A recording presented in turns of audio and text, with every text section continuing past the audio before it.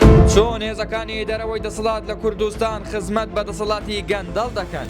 یەکگرتووی ئۆپۆزیسیۆن لە فەڕەنسا چۆن توانی سەرکەوتنیان مسۆگەر بکات. لە هەڵبژارنەکانی گەڕی دووەمی پەرلەمانی لە فەڕەنسا لایەنە چەپ ئۆپۆزیسیۆنەکان دوایەوەی بەرەیەکی پەرلەمانیان دروست کرد توانیان لە هەڵبژاردن شکست بە دەسەڵات بهێنن. لەم بارەیەوە ڕۆژنامە نووسکە مالچۆمانی لە وتارێکدا نووسیویەتی لە دۆخێکدا کاتێک ڕاسترەوی پەرگیر یان سیستەمی گەندەڵ بەهێزە ئۆپۆزیسیۆن پێویستیان بەوەیە پێکەوە هاوپەیمانەتی دروست بکەن بۆ دەرباسکردنی وڵات و هەرێمەکە لە ڕاسترەوی پەرگیر و گەندەڵی و نادیموکراسی نەک هەر کەسە لەلایەکەوە حیزب و لیست دروست بکات. دەسڵێت هەڵبژاردنی کوردستان پێویستی بە هاوپەیمانەتێکی هێزەکانە بۆ دژ بە سیستەمی گەندەڵ نەک پەردکردنی دەنگەکان تا سیستەمی گەندەڵ بە ئاسانتر هەڵبژاردن بباتەوە. ئەوانەی پێیان وایە دژ بە پارتی سیاسەت دەکەن و دەچنە هەڵبژاردنەوە لە یەکێتیەوە بۆ حیزبەکەی حەلی عەمەساڵح و لە شاسوار عەبدولواحید بۆ ئیسلامیەکان لە ڕاستیدا هەمووتان بەو پەردەوازەیە خزمەت بە پارتی دەکەن بۆ دۆخەی کوردستان و بۆ پەرتەوازەیەوە. ڕوونا پارتی دیسان دەبێتە هێزی یەکەم و بۆ پێکهێنانی کابینەی نوێژ ئێوە ڕاکەڕاکی بەشداریتان دەبێت لە کابینەکە. پارتیش پشکتان دەداتێ وەک جاری ڕابردوو تەنانەت وەک هاوبەشیش مامەڵەتان لەگەڵ ناکە.